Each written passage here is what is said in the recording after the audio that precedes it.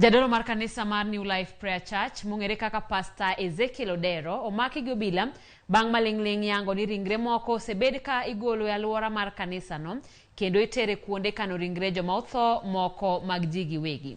Commissioner makadho wadnam chumbi Roda Onyancha oyango ni kanisa jadolo no mar New Life Prayer bende koro lor nyaka tiek tim nonro ewi wachno.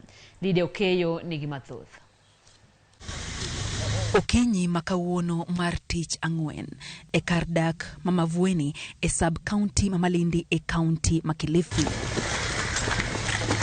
Obila nondhio jadolo mahumbelach mar kanisa mar New Life Prayer Pastor Ezekiel Odero. Achiel kachiel no tere nyake log tich mar obila makadho wadnam chumbi.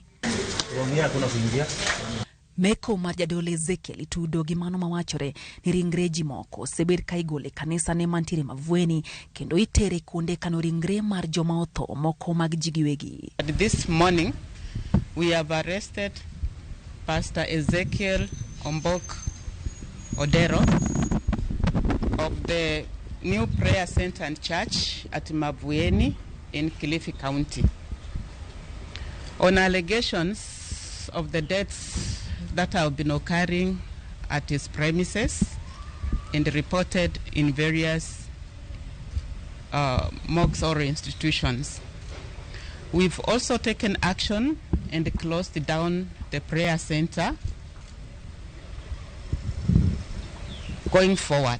Commissioner makadho wadnam chumbi Roda Onyancha okoganda mondo mi obed mabori kanisa mar New Life Prayer e kinde manonro dhi mbele kakoro lor kar lamono nyaka tiek nonro makamano. That prayer center has been closed down and whoever was in there has been cleared out.